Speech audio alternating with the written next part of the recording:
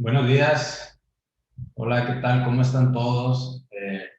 Los saludo este lunes 26 de octubre del 2020. Le damos la bienvenida a todos los participantes, a todos nuestros clientes, amigos, colegas, a todos los que nos hacen el favor de participar todos los lunes, pues que llevamos pues este espacio, ¿no? De lo que le llamamos cafecito, ¿no? Cafecito de los lunes. Eh, Quiero comentarles que pues estamos de alguna manera muy contentos pues de estar aquí y más aún también porque les debo comentar que precisamente pues me ha tocado el honor, ¿no? de en esta ocasión participar como ponente en este cafecito al que corresponde pues el número 100 de esta participación. Pues el número 100 pues se dice fácil, pero ya tenemos pues 100 cafecitos pues en este tiempo que hemos estado pues llevándolos a todos ustedes, trabajando y que ha representado sin duda pues un esfuerzo de quienes pues participan pues en el trabajo detrás de la cámara, como luego decimos, para desarrollar los materiales, los temas, la programación, y pues todos los que con gusto colaboramos para poder llevar precisamente pues este espacio de conocimiento, este espacio de compartir conocimiento, este espacio de intercambiar opiniones, nuestras opiniones y que bueno, pues la intención como cuando inició pues este cafecito o este espacio pues era precisamente nació como un ejercicio para nuestros colaboradores, pues luego se llevó a que nuestros propios clientes participaran en él y llevarles también todos estos temas que hemos venido pues exponiéndoles a lo largo ya de estos pues, prácticamente 2 años, ¿no? Ya serían 3 años prácticamente que tenemos desarrollando pues este espacio, ¿no? Iniciamos en septiembre del 2017 con estos cafecitos y bueno, pues este es el número 100 y pues hay que estar pues muy atentos y ojalá pues haya pues todavía mucho más temas, como siempre habrá muchos temas interesantes que con gusto como firma pues les podemos compartir, pues traer aquí a todos ustedes y que desde luego pues es un espacio que hacemos con el ánimo, como les comentaba, precisamente de compartir pues todos los conocimientos, darle un valor a nuestros clientes y capacitar de alguna manera pues tanto a nuestros colaboradores como a los contadores de nuestros clientes y que pues también durante todo este tiempo pues se han venido incorporando muchos colegas y muchas personas valiosas con experiencia también en todo esto y que desde luego pues nos han permitido eh, pues también compartir esas experiencias, ya sean como ponentes o brindándonos pues como cada lunes o los lunes pues sus comentarios y sus inquietudes y sus sugerencias. Entonces, pues muchas gracias por estar aquí y todavía más por todo esto que les estoy comentando. Y bien, pues en esta ocasión vamos a traerles precisamente, ya les comentaba, el cafecito número 100 y en esta ocasión pues me toca en esta ocasión me toca a mí compartirles un tema que le hemos denominado efectos fiscales de los movimientos de capital. Un tema que pues tiene sus aristas, tiene sus detalles, tiene sus eh, particularidades y que muchas veces puede o no ser muy común el hecho de tener un movimiento en el capital de las sociedades y que cuando estamos ante un movimiento de capital, ya sea de aumento o ya sea de reducción, pues siempre tenemos que cuidar varios aspectos que no solamente va en el sentido de la parte fiscal, sino también de la parte contable, de la parte, desde luego, legal, corporativa de las sociedades y, pues, finalmente, pues, el tema fiscal, ¿no? Entonces, es importante que tener en cuenta que todos estos efectos o estos movimientos se llevan todos estos, o se tienen que cuidar todos estas partes, ¿no? estas situaciones y no solamente las partes fiscales, ¿no? Entonces, pues vamos a ver algunos conceptos primeramente, iniciamos con algunos conceptos y bueno, pues aquí las normas de información financiera en su MIR C11, que es el capital contable, pues nos define de alguna manera qué se considera, en este caso, el reembolso de capital. Desde luego, la norma nos prevé qué es el capital contable, que ya sabemos que pues, es el valor residual de los activos de una entidad, y hay muchos apartados que prevén pues las acciones, los aumentos, etcétera, ¿no? Las acciones preferentes, el capital, la clasificación del capital, sea en contribuido y ganado, etcétera, ¿no?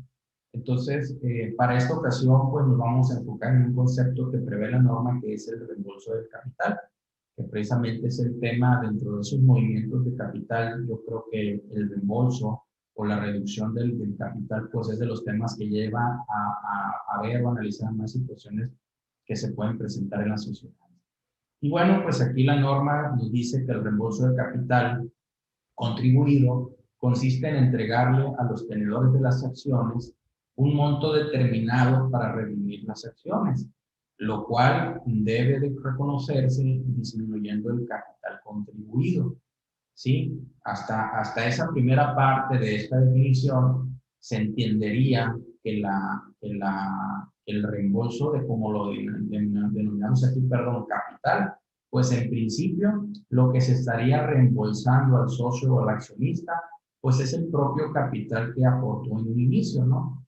Pero también la definición nos prevé, y lo vamos a ver más adelante cuando abordemos la parte fiscal, que si el monto que se reembolsa de capital excede del valor contable de las acciones, pues dicho exceso se deberá disminuirse también de las utilidades acumuladas que estén dentro de su capital contable.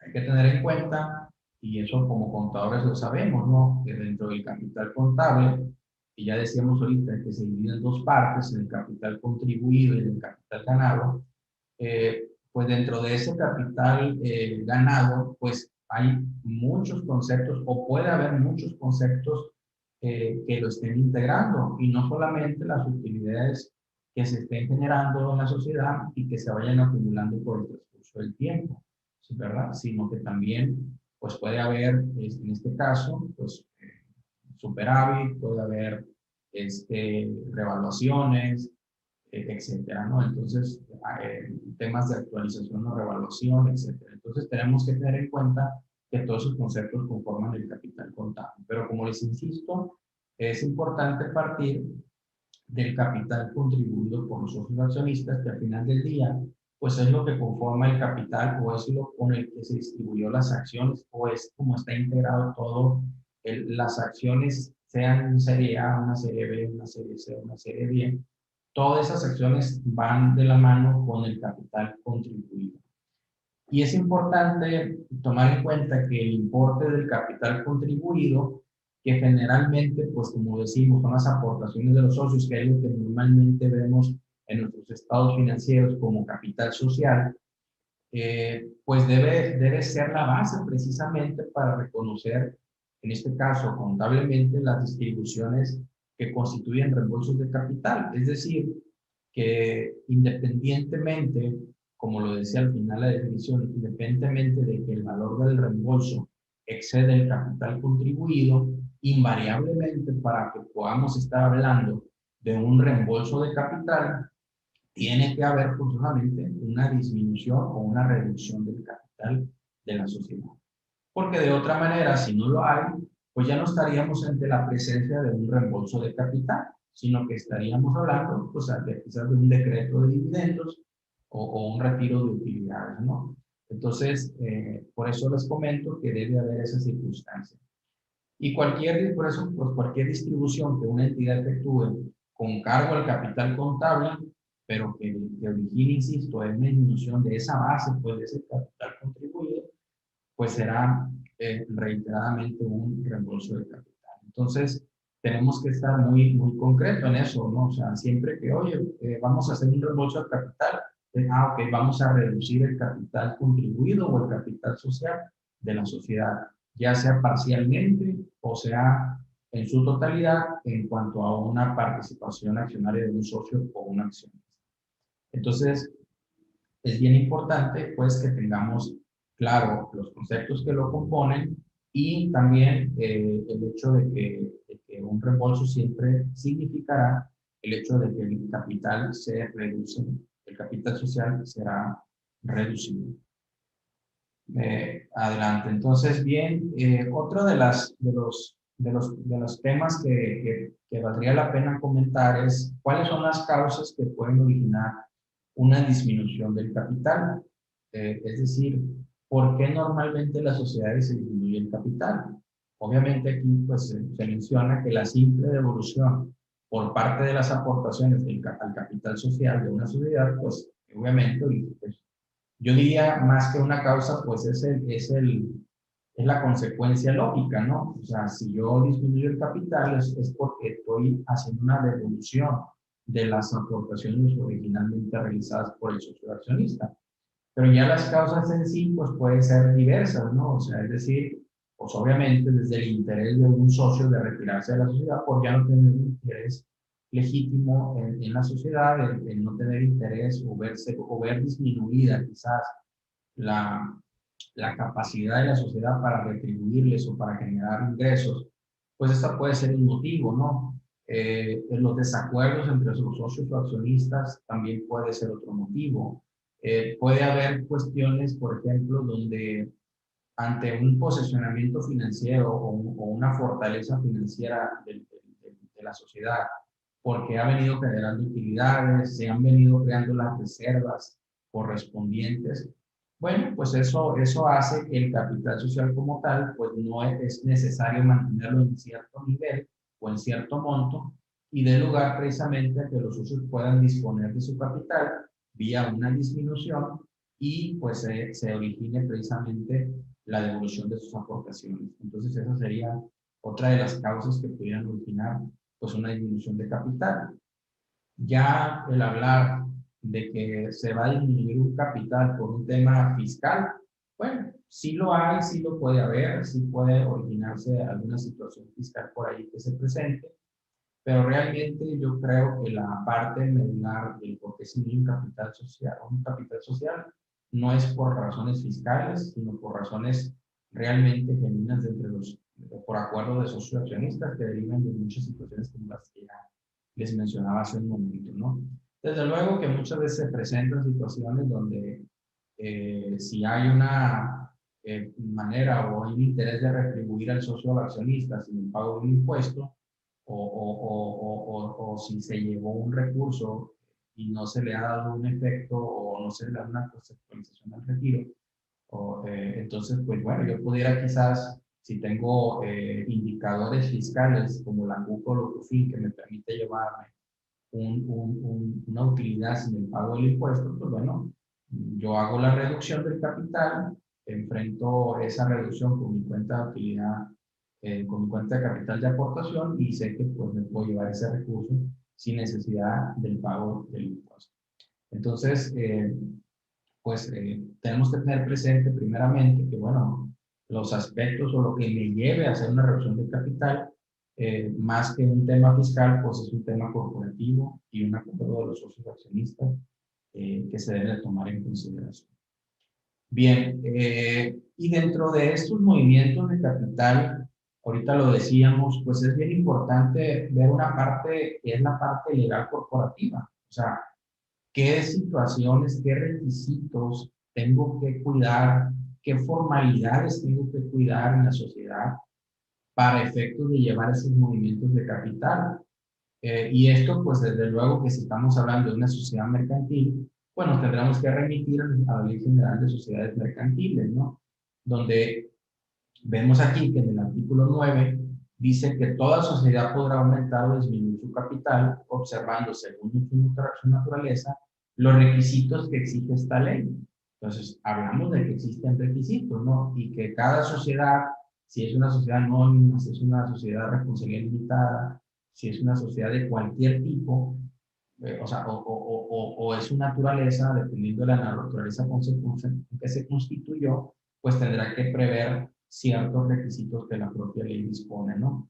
Y luego dice que la reducción del capital social efectuada mediante reembolso a los socios o liberación concedida a estos de las exhibiciones no realizadas se publicará en el sistema electrónico establecido por la Secretaría de Economía. Este tema de los avisos electrónicos que hoy por hoy se realizan ante la Secretaría de Economía, pues vino a ser un cambio importante de una formalidad y de una obligación que desde el pasado, como saben, pues siempre se ha tenido la obligación de hacer ciertas publicaciones por los movimientos que todas las sociedades realizan, ¿no? Y no solamente de capital, sino de otros tipos. Pero en este caso, hablando del tema de los movimientos de capital, pues sabemos que tenemos que dar aviso a la Secretaría de Economía en un portal que para esos efectos se tiene establecido.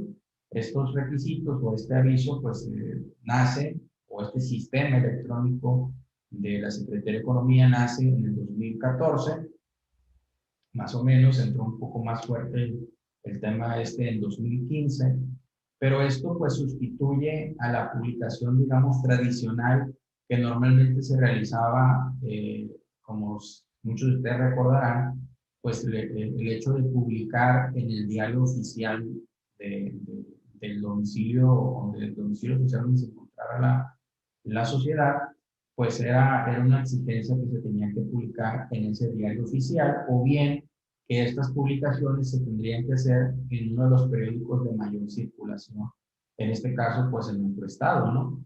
Entonces, sabemos que está el diario oficial del estado de Sinaloa, o hay otros periódicos u otros diarios que tienen de mayor circulación donde se hacían ese tipo de publicaciones. Hoy ya no es necesario hacer ese tipo de publicaciones porque viene a entrar en vigor o entrar esta tecnología o la tecnología que la vemos en todas partes y facilitó, la verdad que por un lado mucho el tiempo y la gestión o el trabajo administrativo de hacer estas publicaciones, pero también, pues, creo yo que también ahorró el tema del costo de poder realizar estas publicaciones y hacerlas más fáciles, más prontas, ¿no? Más adelante me gustaría comentarle o comentar algunos aspectos en este sistema electrónico, ¿no? Porque ya verán que más adelante tocaremos algunos temas en cuanto a las formalidades que deben de las sociedades cumplir o no ante un cambio en el capital social y cómo toma relevancia pues estos avisos que tenemos en la Secretaría de Economía. Y me voy a adelantar un poquito a hablar, por ejemplo, del tema de las famosas fechas ciertas, que hoy por hoy es un tema pues, que conocido por todos, ya hablando en el tema fiscal, porque la fecha cierta es una situación de carácter fiscal, y cómo en ciertos casos, pues estos sistemas electrónicos o estos avisos que se realizan a través del sistema electrónico de la Secretaría de Economía, pues quizás nos puedan ayudar a darle fecha cierta, pues precisamente a diversos actos que realizan las sociedades, como en este caso, la reducción del capital social de la sociedad. Entonces, ahorita lo vamos a comentar un poco más adelante, ¿no?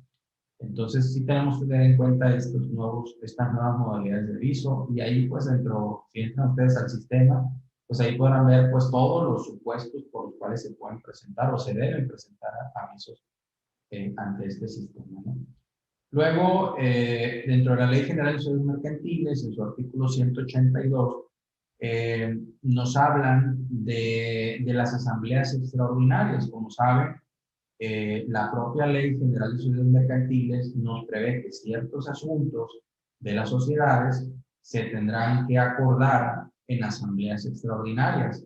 O sea, es obligación que se tenga que ver en una asamblea extraordinaria. Y dentro de esos supuestos o dentro de esos supuestos que se tendrán que tocar en ellas, pues está precisamente el aumento o la reducción del capital social.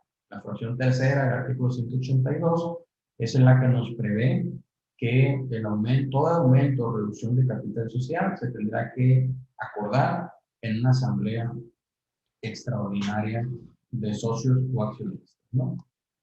Entonces, pues tenemos que cumplir con esa formalidad en primer punto, ¿no? Como aspecto legal. Bien.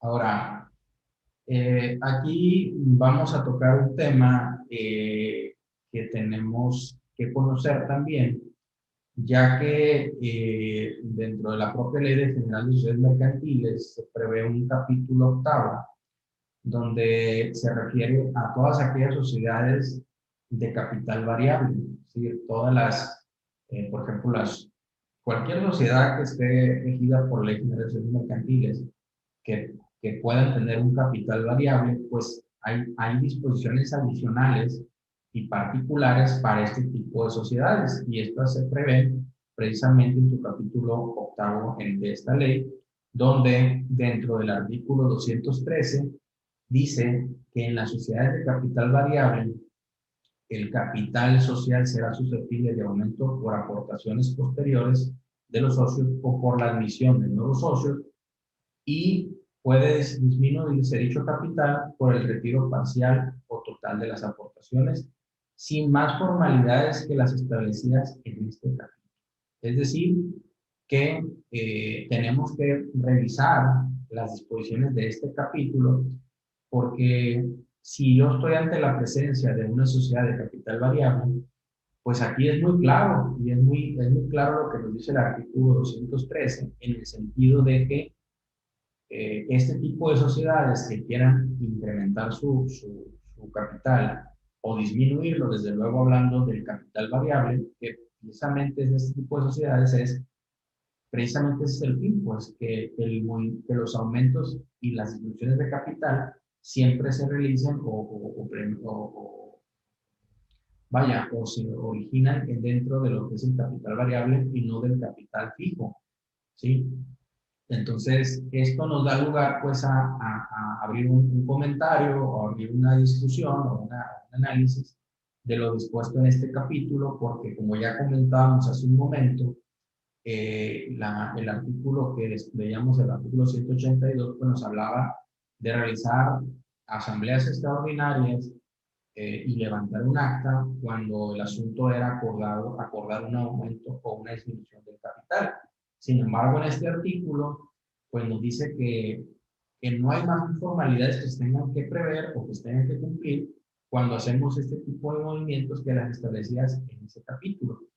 Y uno de los requisitos o el requisito que te establece este capítulo para este tipo de sociedades, pues es el hecho de que tú asientes estos movimientos de capital, pues precisamente en un libro de variaciones del capital contable o en un libro de movimientos de capital, el famoso, los libros sociales, los libros corporativos, que todos o todas las sociedades deben de tener por obligación, y que sabemos que en muchos de los casos a veces omitimos contar con estos libros, pero dentro de estos libros, el que es el libro de acciones o de socios, el libro de variaciones en el capital contable o el libro de actas, pues son dentro de esos tres libros que toda sociedad debe contar, pues tenemos este de variaciones en el capital contable, y este artículo precisamente nos dice que con el simple hecho de que el movimiento en el capital social que lleve a cabo estos tipos de sociedades, bastará con que se haga el registro dentro del libro respectivo,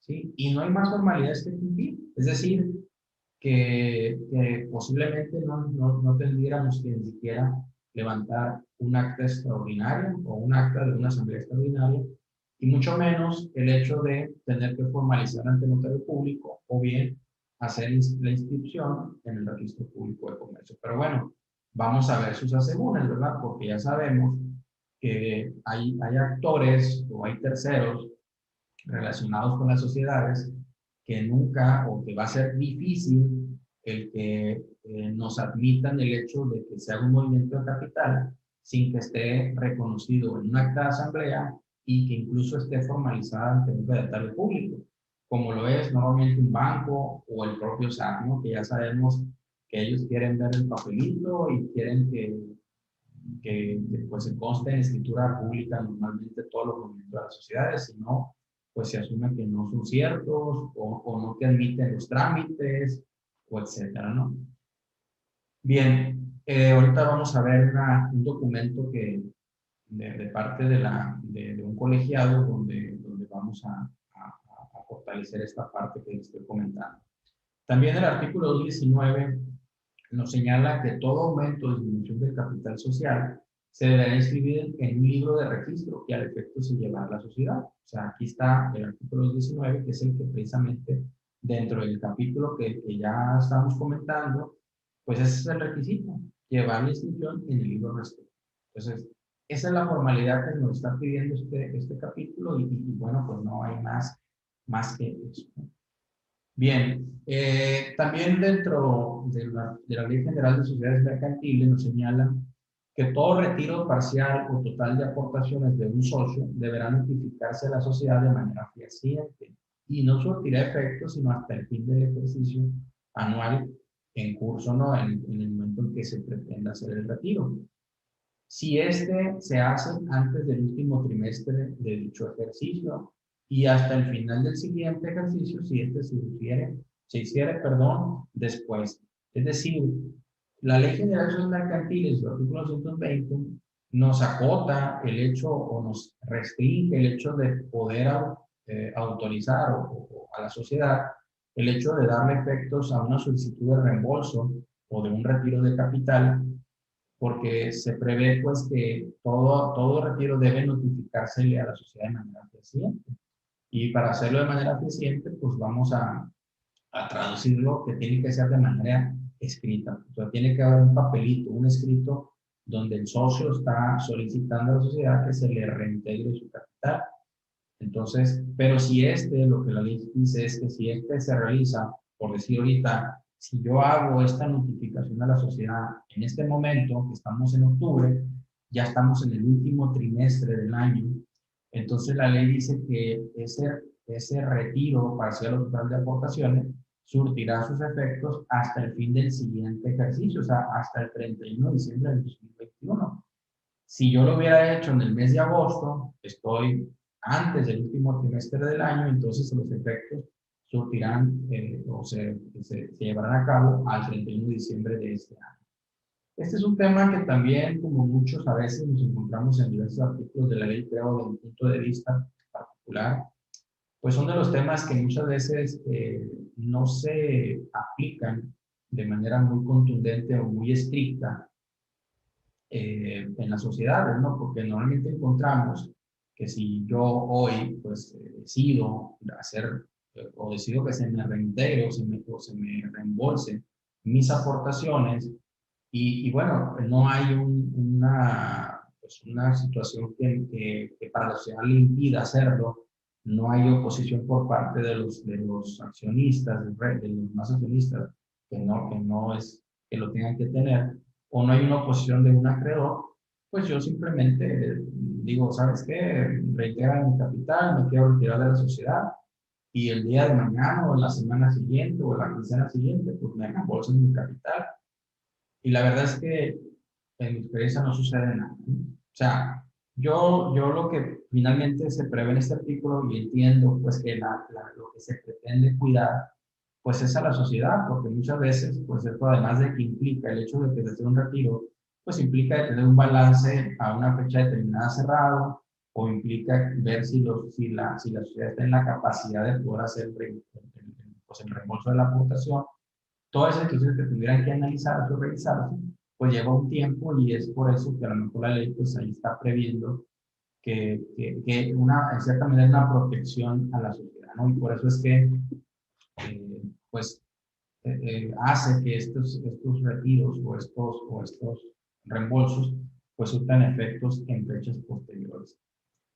También el artículo 221 dice: no podrá ejercitarse el derecho a la separación cuando tenga como consecuencia reducir a un mínimo el capital social. O sea, obviamente que pues sabemos que si por estatutos o por la misma ley hay un capital mínimo fijo que no se puede reducir a menos de ese capital, pues ese sería un impedimento para que el socio solicite el reembolso de sus aportaciones, ¿sí? Y obviamente, si estamos hablando de que es una sociedad de dos socios, pues tampoco pudiera llevarse a cabo ese retiro, ¿no? Porque implicaría quizás que que pues, tendría que disolverse la sociedad. En cualquiera de los casos, si se pretende retirar el capital mínimo de la sociedad, pues habría que dar acuerdo de los asociacionistas y disolver la sociedad en su caso.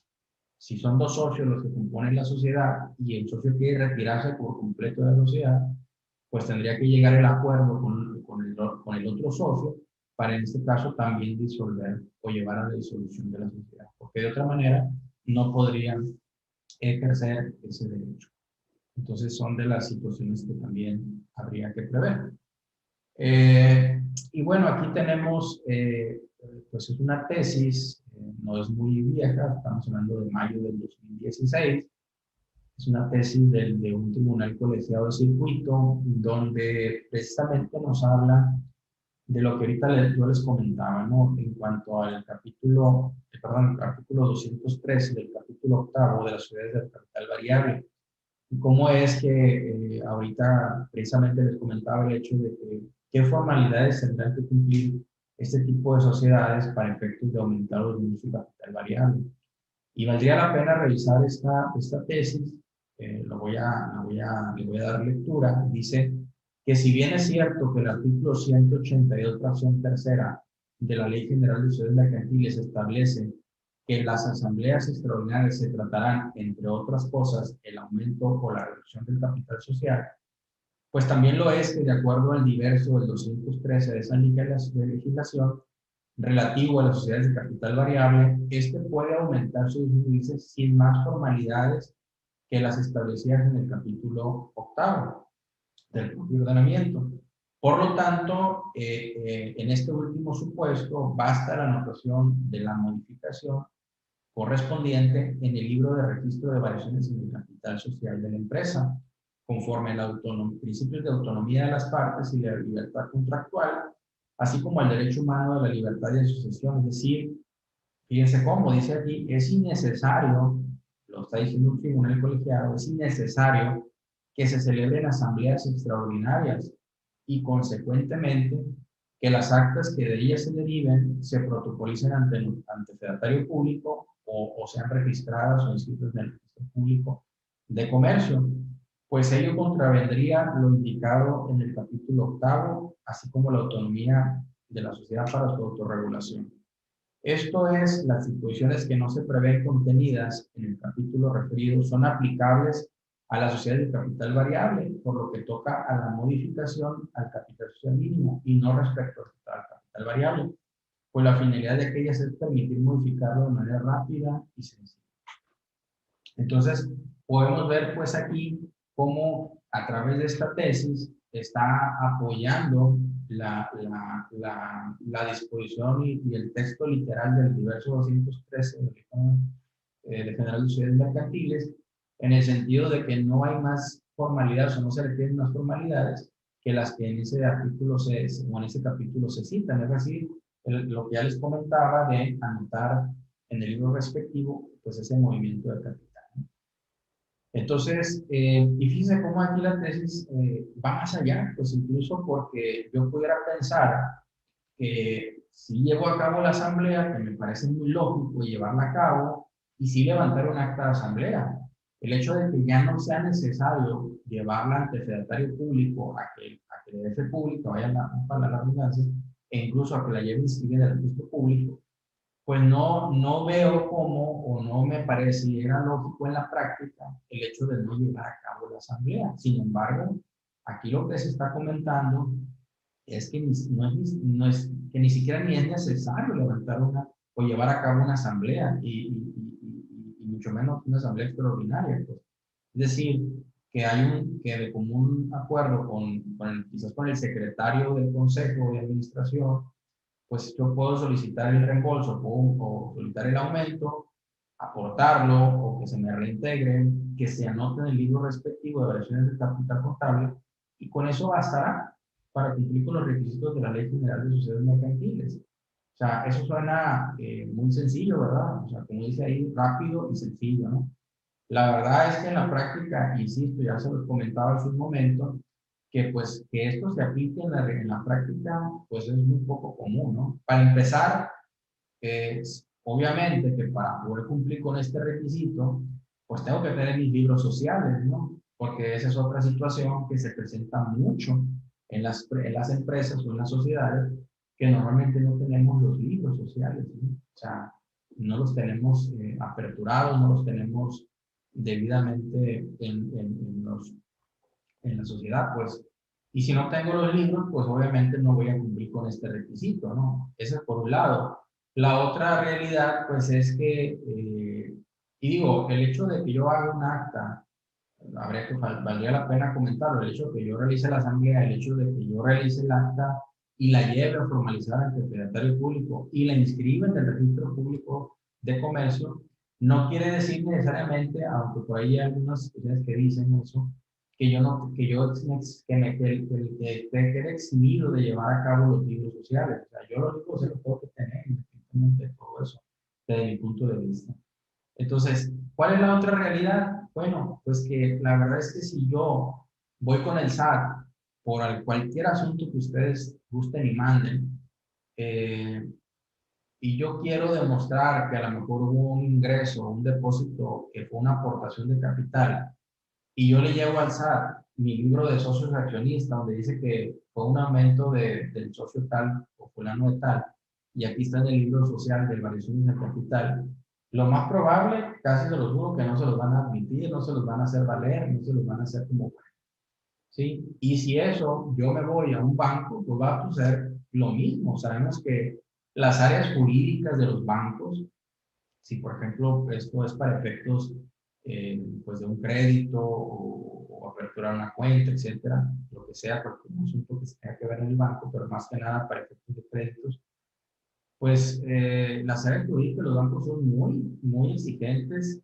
tienen sus políticas internas los bancos, y si yo no le llevo el acta formalizada ante el notario público inscrito en el registro público, pues juren lo que no se los van a aceptar, porque son políticas del banco. Entonces, vemos entonces, pues, para no entrar más en este tema, es que si bien la ley de sociedades mercantiles nos da esta facilidad para este tipo de sociedades, la realidad es que invariablemente tendré, pues, la verdad es que tendré que realizar la asamblea, levantar el acta y, pues, en último de los casos, pues, tendré que formalizar ante el notario público. Podríamos pensar que a lo mejor celebrando la asamblea y levantando el acta respectiva, y dando el aviso que hablábamos hoy del sistema electrónico de la Secretaría de Economía, pues ya se cumple requisitos adicionales a lo que está previendo este artículo.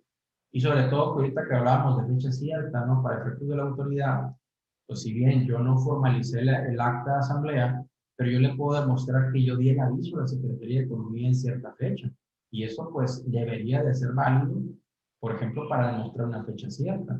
¿Sí? Porque es un documento o un acuse que me va a dar una autoridad, que es la Secretaría de Economía, donde yo puedo demostrar que yo di ese aviso y que pues evidentemente que el acto del aumento o la emisión del capital es cierto, yo tengo el acta.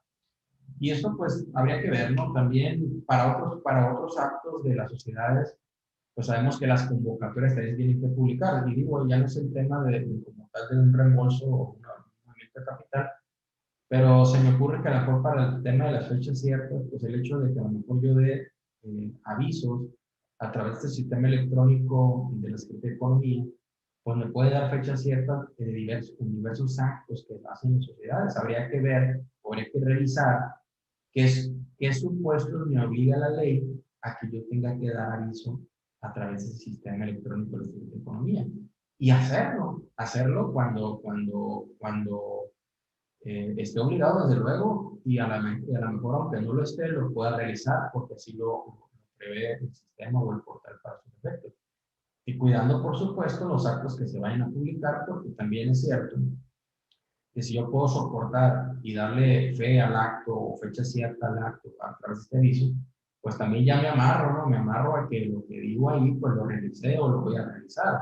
Porque no vaya a dar un aviso por una convocatoria de una asamblea que yo voy a realizar en determinado plazo y al final del día no la realicen o no se lleve a cabo, ¿no?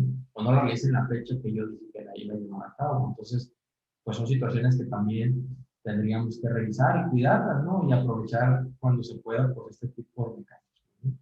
Bien, bueno, pues esas son las situaciones, pues, digámoslo así, muy brevemente, las situaciones contables, el poder identificar cuando estamos ante la presencia de un reembolso de capital. Y pues ya vimos todo el tema legal, ¿no? Los artículos de la ley que tenemos, creo yo, revisar, analizar más a fondo para cumplir con los requisitos legales que se prevén, ¿no? Y no tener ningún problema con los terceros, ¿no? Bancos, acreedores, etcétera, ¿no? O el fisco, ¿no? Propiamente, ¿no?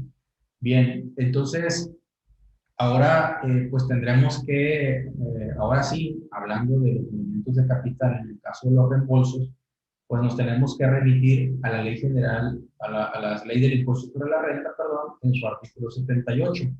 Allí en ese artículo 78, donde está en el capítulo de las obligaciones de las personas morales, ahí en ese solo artículo vamos a encontrar todo absolutamente, todas las disposiciones que se prevén para cuando una sociedad aporta o reduce su capital, ¿sí? Entonces, ahí vamos a tener todas las situaciones que se puedan prever, ¿no? Y bueno, precisamente este artículo 78 dice que para determinar el capital de aportación actualizado, las personas morales llevarán una cuenta de capital de aportación, que vamos a empezar a analizar esto por ahí, ¿no? La famosa CUCA, que es la cuenta de capital de aportación, que es un indicador o una cuenta fiscal que todas las sociedades deben de tener, ¿no?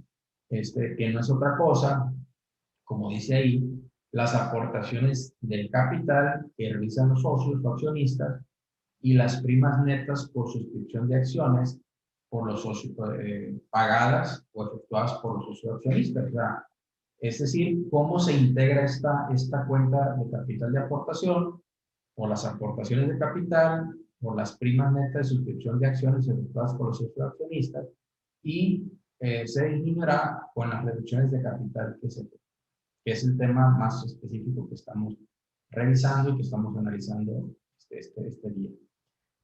Las aportaciones de capital, pues es muy claro, todas las aportaciones que realice un socio, sea en efectivo o sea en especie, pues se consideran o suman a esta cuenta de capital de aportación.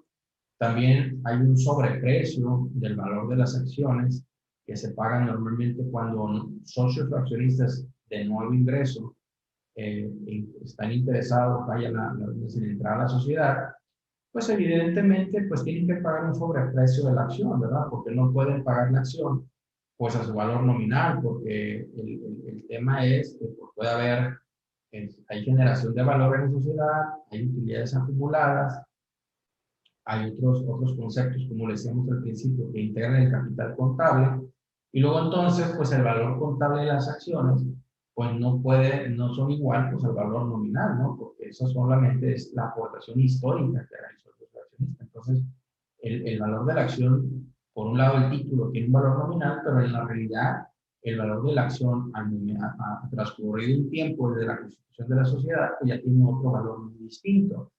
Y ese valor que paga el socio que va a ingresar a la sociedad, pues es el valor y la diferencia que se genere por el pago de ese valor entre su valor nominal de las acciones y el valor real, pues es lo que le denominamos la prima neta por suscripción de acciones. Es decir, que aunque él me pagó, vamos a suponer que el valor nominal de la acción vale 20, pero él me pagó 100 para poder ingresar a la sociedad, yo le voy a dar acciones por un valor nominal de 20, pero los 80 de diferencia, pues es lo que él me va a pagar por sobreprecio de la acción y es lo que yo reconoceré dentro del capital contable como prima neta de suscripción de acciones efectuadas por los accionistas. ¿Por qué son primas netas? Bueno, porque pues a lo mejor para efectos de poder suscribir las acciones, etcétera, pues a lo mejor se generan ciertos gastos por parte de la sociedad que también pues tendremos que emitirlas pues de estas primas, ¿no? Entonces, y estas primas en el futuro pues se pueden capitalizar en el capital social también. Normalmente se presentan de manera separada, ¿no? Y es un concepto aportado, es un concepto que también como el capital o la aportación, pues se paga en efectivo o se puede también pagar en bienes. Entonces, por eso es que forma parte del capital capital la cuenta de capital de aportación. Y ya por las reducciones de capital, pues es todas las disminuciones que se realizan posteriormente. Aquí, todos los movimientos que estamos viendo aquí, para que se puedan considerar como parte del capital o del capital de aportación, tienen que estar efectivamente pagos. ¿Sí? Bien, ¿qué conceptos no se incluyen? Ahorita hablábamos de que dentro del capital contable, pues hay otros conceptos, ¿no? Que lo integran. Pero esos conceptos no necesariamente van a integrarse dentro de la cuenta de capital de aportación. ¿Y cuáles son ellos? Bueno, pues aquí tenemos, por ejemplo, la reinversión o la capitalización de utilidades o de cualquier otro concepto que conforme el capital contable de la persona moral. Ahí está. O sea, yo, por acuerdo de la asamblea, yo puedo capitalizar utilidades, es decir, utilidades acumuladas, convertirlas en capital social y que se me o se me den, en lugar de darme el recurso, se me den acciones, ¿no? Entonces, la esencia de las utilidades, para efectos de la ley de renta, pues como que no pierden nunca la esencia de ser utilidades. Es por eso que no se consideran dentro del capital de aportación. También el otro concepto es la reinversión de dividendos o utilidades en aumento de capital de las personas morales que lo distribuyen dentro de los 30 días siguientes a su distribución. O sea, si se decretaron dividendos, pagaron dividendos, vaya, o utilidades, y yo dentro de los propios 30 días siguientes yo las estoy aportando como aumento de capital, esas utilidades o esos dividendos no van a formar parte del capital de aportación, la CUCA, ¿no? Y esto es así porque también si nos remitimos al artículo 10 de la Ley de Impuestos sobre la Renta, que no se menciona aquí, hay una partecita y un párrafo ahí en el artículo 10 que prevé que todas utilidades distribuidas por dividendos pagados que no provengan de la CUFIN o aunque no provengan de CUFIN, pero que se reintegren a la sociedad como aumento de capital, lo mismo que aquí estamos mencionando, dentro de los 30 días siguientes, no pagarán el impuesto, ¿sí? No serán sujetos del impuesto. Entonces, por eso es que al no ser sujetos del impuesto, pues también por el lado de la CUCA, tampoco las considera como aportaciones, ¿sí? Entonces, por eso es que no se consideran o no se van a considerar para efectos de esta cuenta. Los conceptos correspondientes, aquí está, ya lo mencionaba ahorita, los conceptos correspondientes a los aumentos o reducciones de capital se adicionarán o se disminuirán de la cuenta al momento en que estén pagados efectivamente. Bien, hasta aquí es cómo está integrada la CUCA, qué conceptos la integran y en qué momentos se consideran para estos efectos. Sí es muy importante que revisemos esta situación, que la conozcamos. Hemos encontrado muchos casos que hay empresas que hicieron ciertas capitalizaciones de utilidades o hicieron revaluaciones en algún año y posteriormente las capitalizan y las meten a la CUCA. Pues si eso es un error, ¿no? Es un error que desvirtúa el saldo de la cuenta de la CUCA. Normalmente puede ser normal que la CUCA sea inferior al capital contable, precisamente porque hay conceptos que no se incluyen, ¿no? Pero puede darse el caso que también la CUCA pudiera ser mayor, ¿no? Sobre todo, por ejemplo, cuando una sociedad pues tiene pérdidas recurrentes, ¿no? Donde eventualmente puede estarse perdiendo el capital social y luego entonces el capital contable incluso sea menor al tema de la CUCA. Y ahorita vamos a dar un ejemplo. Entonces, pues esta es una de las situaciones que tenemos que prever. Y aquí está el artículo 10, precisamente que les platicaba ahorita, donde cuando hay utilidades o dividendos que se distribuyan en aumento de partes sociales o en aumento o se creen acciones, pues aquí está, ¿no? Que sea dentro de los 30 días, ese dividendo pues se considera percibido, no paga el impuesto ahorita, y se considera percibido hasta que se haga el reembolso del capital. Es decir, aunque me lo distribuyeron, lo reintegré, no pagué el impuesto, si en dado caso no provenía de CUFIN, y ya se considerará distribuido hasta que yo reduzca el capital, porque ya forma parte del capital social. para efectos de la ley. Ahora, la actualización de la CUCA, pues también todos conocemos que es una cuenta que está sujeta a la inflación y por lo tanto, pues tiene que actualizarse. Este saldo, el saldo de esta cuenta, siempre se estará actualizando al cierre de cada periodo o cada ejercicio fiscal.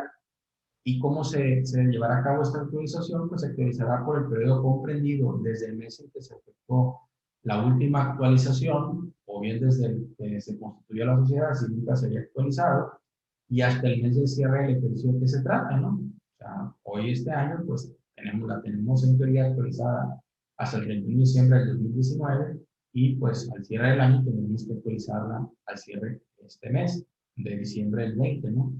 Pero la ley prevé que si dentro del Inter hay movimientos de capital, tanto de aumentos como disminuciones, pues tenemos que hacer un corte en su actualización, es decir, que posterior a la última actualización mencionada, a diciembre, tendría que ser, el saldo de la CUCA que se tenga a esa fecha se actualizará por el periodo comprendido precisamente desde esa fecha o de esa última actualización hasta el mes en que se pague la aportación o el reembolso según corresponda. O sea, si yo ahorita en octubre recibo un aumento de capital de un socio, bueno, yo me tengo que traer la actualización hasta este mes de octubre, a actualizar la CUCA que ya traía y sumarle la aportación o disminuirle el reembolso o la reducción de capital, según corresponda como dice ahí. Y ya de aquí me llevaré la nueva actualización al cierre del ejercicio. Pero mientras tanto, todos los movimientos, hay que tener cuidado, todos los movimientos que haya en el inter del ejercicio, se tendrá que hacer una actualización parcial en función del número de movimientos o a las fechas en función de los movimientos que se tengan de esta cuenta, ¿no? Y aquí está un ejemplo, ¿no? Muy sencillo. Aquí hay una CUCA actualizada donde se constituye el 30 de agosto del 2019 por 50,000 pesos. Hay una actualización de esa CUCA al mes de diciembre de ese mismo año 2019. Aquí hay un factor de actualización y mi CUCA actualizada al cierre del ejercicio 2019, bueno, en este caso agosto, perdón, es de 50,402, que pudiéramos pensar que este es el capital mínimo, el capital social fijo. Pero posteriormente, hay una aportación de 96,900,000 pesos, donde pues se suma a esa actualización al 30 de agosto y posteriormente hay un movimiento de actualización en octubre donde tendré que volver a actualizarlo y ya tendré mi saldo de la CUCA actualizada, ¿no? Al final vemos aquí cómo hay movimientos en el Inter, pero sin embargo acá abajo tendría que tener una última actualización al mes de diciembre, ¿no? Ya para tener la CUCA actualizada al cierre. Bien, hablando de la CUCA, pues sabemos que es una cuenta, digamos, que le pertenece a la sociedad que genera la CUCA, ¿verdad? Pero el artículo 78 pues prevé que existen las fusiones y existen las escisiones de sociedades y qué tratamiento en todo caso se le tendría que dar a la CUCA cuando hay una fusión o cuando hay una escisión. En este caso, dice que la distribución de la CUCA a sociedades que subsistan, es decir, que si yo fusiono, pues evidentemente sí hay una transmisión de la CUCA a la sociedad que subsiste, a la sociedad fusionante, en este caso, de la CUCA que tenían las sociedades fusionadas. Si esta fusión es de manera horizontal, pues se transmite la CUCA en su totalidad, es decir, que hay una empresa B y hay una empresa C, que son pues, sociedades independientes, pero que se acuerdan fusionarlas, entonces nos vamos a traer la CUCA de las tres que tenían a la fecha de la fusión y vamos a sumar los capitales y por lo tanto vamos a sumar cada una de las CUCAs que tenían estas sociedades en la fusión. Pero si es una CUCA o una fusión vertical que le pudiéramos llamar, donde hay una sociedad A, B y C, pero que la sociedad A es socia de B o de la sociedad B y C es de la sociedad C, socio accionista de la sociedad C, entonces pues allí lo que se pretende, lo que se busca es que no se dupliquen las cucas, porque evidentemente tanto en la sociedad A como en la sociedad B, pues hay un reconocimiento de una inversión en acción, que desde luego que cuando éstas se fusionan, pues se compensa, ¿no? O desaparece esa inversión que se tenía en la sociedad A, y por lo tanto se nulifica el efecto del capital y por lo tanto, pues también de la cuca que tenía la sociedad C o la sociedad B. Entonces, si no hago eso, pues estuviera duplicando los capitales y en este caso la cuca, ¿no?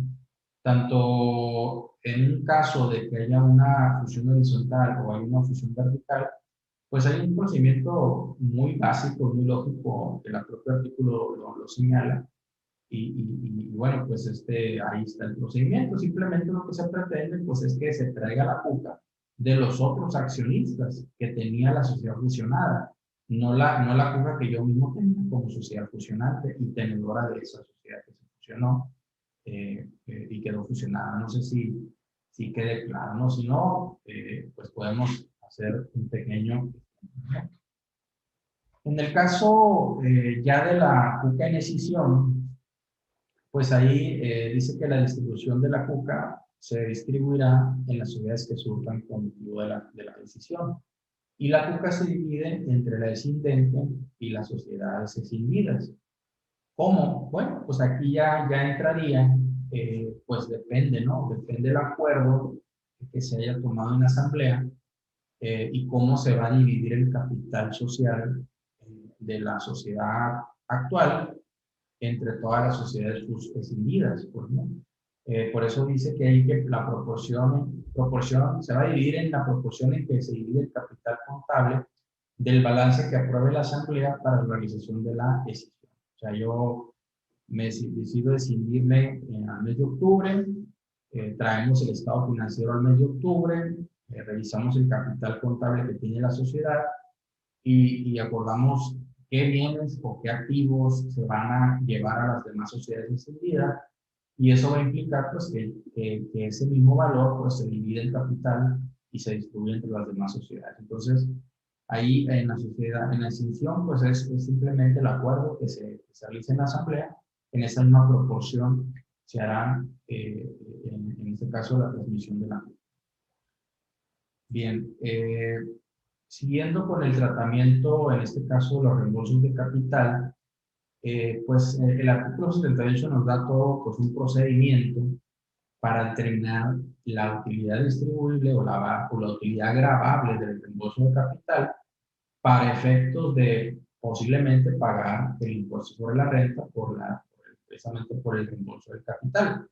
El artículo 78 dice que las personas morales residentes en México eh, que, que reduzcan su capital determinarán una utilidad distribuida conforme al siguiente procedimiento.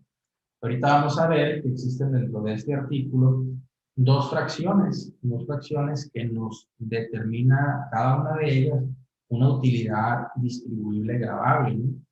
Entonces, en un primer término, en una fracción primera dice que vamos a determinar una utilidad distribuida de la siguiente manera. Dice, se disminuirá del reembolso por acción el saldo de la cuenta de capital de aportación que se tenga a la fecha en que se pague el reembolso. Es decir, yo tendré que ver del todo el monto total del reembolso que estoy realizando, cuánto equivale ese valor en proporción a una acción.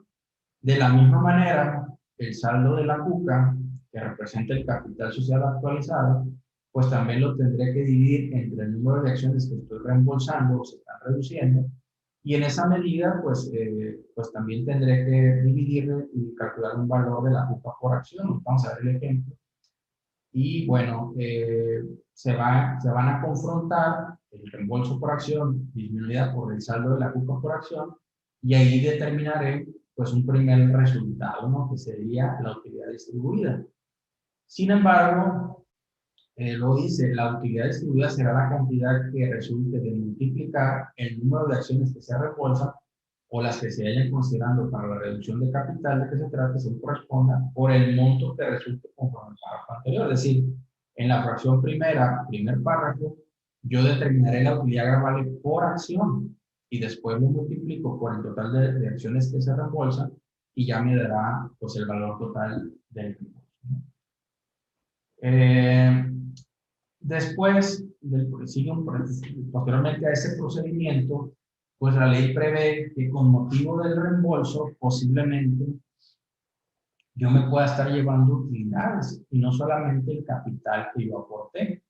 Y bueno, pues es lógico, ¿no? Que si yo sobre todo voy a reducir el capital, pues también me lleve no solamente el capital, sino también me lleve las utilidades que le corresponden a esas acciones o esa porción del capital social. Por eso es que la utilidad distribuida gravable determinada conforme el párrafo anterior, lo que decíamos ahorita, esa utilidad que se determina puede provenir de la cuenta de utilidad fiscal neta, hasta por la parte que del saldo de dicha cuenta le corresponda al número de acciones que se reembolsan. Es decir, por eso es importante determinar los conceptos que integran el capital contable y saber que normalmente en un reembolso de capital, pues a menos que haya la actualización de la CUCA sea superior al capital social de la sociedad, seguramente el reembolso que yo le realice va a ser muy superior al valor del capital social actualizado. ¿Por qué? Precisamente, insisto, porque me estaré llevando otros conceptos que integran el capital contable. Entonces, esa diferencia, como dice aquí el párrafo que estamos comentando, pues dice, pueden venir esas utilidades gravables o utilidades gravables distribuidas, puede provenir de la cuenta de utilidad fiscal neta, es decir, que sean utilidades que ya pagaron el impuesto correspondiente. Y es por eso que después de haber disminuido la CUCA por acción o la de la CUCA, también me permite disminuir el saldo que de la CUFIN se tenga a la fecha en que se realice el reembolso. Entonces, nótese cómo si para poder determinar el procedimiento y hacer los cálculos correspondientes de un reembolso de capital, la verdad que hay que decirlo, pues hay que leer muy despacito todas las fracciones que nos comenta aquí la ley, porque sí, en sí mismo hay varios pasos que hay que seguir para llegar a finalmente a determinar si el reembolso pagará o no pagará el impuesto. Hasta aquí ya disminuimos la CUCA y ya disminuimos la COFIN, proporcionalmente a las acciones que están reembolsando, desde luego, ¿no? Ahora dice, cuando la utilidad distribuida gravable a que se refiere la fracción no provenga de la cuenta de utilidad fiscal neta, las personas, aquí sí, ya hay una base gravable, entonces la persona moral deberá determinar y esperar el impuesto que corresponda, aplicando dicha utilidad la tasa prevista del artículo 9, y para estos efectos, el monto de la utilidad que se deberá dividir con el impuesto sobre la renta que le corresponde, es decir, que hay que piramidar esa utilidad gravable, ¿no? Así como lo hacemos cuando hay un dividendo que se tiene que piramidar, pues para este caso la utilidad distribuida gravable también se tiene que piramidar para efectos de sumar el impuesto que se tiene que pagar, ¿no? Y también pues se aplicará la tasa del artículo 10. Aquí va a estar un ejemplo más adelante para ver ese procedimiento. Luego, ya una vez que agotamos ese procedimiento y determinamos si el reembolso o no tiene que pagar o no el impuesto, pues también, ¿qué va a pasar con las cuentas en este caso con la CUCA? Bueno, el monto del saldo de la cuenta de capital de aportación por acción determinado en el cálculo de la utilidad distribuida se multiplicará por el número de acciones que se reembolsen y el resultado que se obtenga se disminuirá del saldo de dicha cuenta. Es decir, ya reembolsé ese capital, ya lo enfrenté con el reembolso y ya no tengo ese capital en la sociedad, por lo tanto, pues es lógico no tener que disminuir por ese monto pues el saldo de la cuenta. También dice que para determinar el monto del saldo de la CUCA por acción se dividirá el saldo de dicha cuenta a la fecha en que se pague el reembolso sin considerar entre el total de las acciones que la misma persona moral cuenta o existen de la misma fecha, incluyendo las correspondientes a la reinversión o a la capitalización de utilidades o cualquier otro concepto del capital contable. Es decir, no solamente, aunque veíamos en ese momento que hay conceptos que no integran la CUCA, No obstante eso, para efectos de disminuir de la cuca el monto que se reembolsó, sí se tienen que considerar los demás conceptos que integran el capital contable, ¿sí? Porque evidentemente, pues el socio ya se llevó de sus conceptos en forma de reembolso de capital y es por eso la lógica de que esa cuca por acción que se tiene que disminuir, pues tiene que corresponder a todo el capital contable de la sociedad. Eh, Aquí sigue, bueno, hasta aquí pues es una primera parte del procedimiento para determinar la utilidad gravable o una utilidad gravable 1 que genera un impuesto. Hay una fracción segunda en el artículo 78 que prevé un procedimiento adicional y que considera que dicha reducción como utilidad distribuida puede ser eh, pues mayor y de tal manera que incluso se genere una utilidad distribuida ficta. Este es un procedimiento que la ley o el artículo contempla, que yo la verdad yo no estoy muy, pues bueno, no estaría muy de acuerdo porque al final de cuentas es pagar un impuesto por algo que no necesariamente se ve tangible que el socio lo está llevando en el reembolso. Sin embargo, la ley asume que pues pagues que pagues un dividendo ficto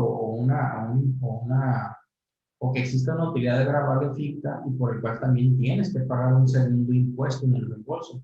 Entonces, la ley te dice, las personas morales que reducen su capital adicionalmente, por eso lo dice, considerarán dentro de dicha reducción como utilidad distribuida hasta la cantidad que resulte de restar al capital contable según el estado de ejecución financiera aprobado por la Asamblea de Accionistas para fines de disminución, el saldo de la cuenta de utilidad o capital de aportación que se tenga a la fecha, que se efectúe el de la reducción referida cuando éste sea menor. Es decir, hay una segunda utilidad distribuida que se genera de enfrentar el capital contable que dice mi estado de posición financiera contra el capital o la cuca total, ¿no? La que yo tengo al momento de que voy a reembolsar independientemente de la disminución que yo vaya a hacer por el tema de la fracción primera.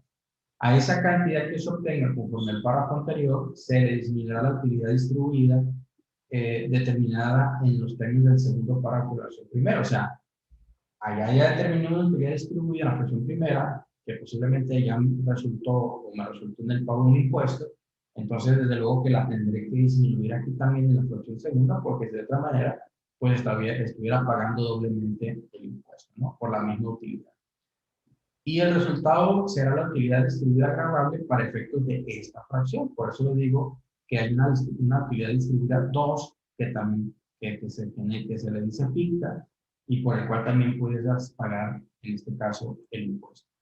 Y bueno, pues para efectos de cálculo del impuesto, pues esta segunda utilidad agravable, pues también hay que piramidarla, hay que sumarle el impuesto sobre la renta a través de la piramidación del factor de 1.4886. Y bueno, pues con base en esa utilidad gravable piramidada, pues ya hacer, en este caso, el cálculo del impuesto. Ahí vienen algunos ejemplos ahorita para no cansarlos con toda esta teoría, ¿no? Y por eso les digo que es importante siempre leer muy detenidamente este artículo, porque conlleva en sí mismo muchos pasos, ¿no? Para poder llegar, pues, a estas dos utilidades gravables, ¿no? Y aquí está el ejemplo, ¿no? Tenemos el ejemplo de una sociedad que hace un reembolso de capital el 31 de enero de 2020 y tenemos estos datos de la reducción de capital. Hay un saldo de la CUCA a enero de 2020 de 98 millones y fracción. No tenemos saldo de CUFIN. Hay un capital contable actualizado a enero del 2020 por 96 millones 967 mil pesos. Y bueno, ahí están los datos, ¿no? Hay un total de acciones emitidas por la sociedad de 10.300 acciones entre todos los accionistas. Y de todas esas 10.300, pues se van a reembolsar un total de 10.200. O sea, el capital se va a ver reducido en 10.200 acciones. Bien. El valor del nominal de las acciones de todas las series es a 500 pesos, parejo. Es el valor nominal, no el valor contable. Y el número de acciones en circulación, que ya lo decíamos, son las 2.300 acciones. En este caso, hay dos accionistas que conforman la sociedad y los accionistas que cambian sus acciones, pues es 1, ¿no? Y un capital social que se reduce de 96.900. O sea, obviamente que en este ejemplo, pues estamos hablando de una reducción del capital parcial, ¿verdad? Porque no pudiéramos pensar que el accionista que cancela sus acciones, pues lo estuviera haciendo en su totalidad, porque evidentemente si son 2 socios solamente, pues si eso ocurriera, ya lo decíamos hace unas diapositivas anteriores, que pues en la consecuencia de eso tendría que ser que la sociedad se tuviera que disolver, ¿no? Entonces, en este supuesto vamos a ponerlo que únicamente se está reduciendo el capital de manera parcial. Entonces, bien, pues aquí vamos a ver, como decíamos en un principio, el primer ejemplo en la fracción primera del artículo 78, primeramente vamos a determinar la CUCA por acción.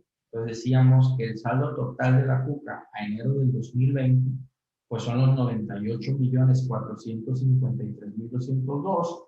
Hablábamos de que hay 10.300 acciones en circulación, o sea, es la totalidad de las acciones, y eso nos da como resultado, pues, una CUCA por acción de 9.559 pesos.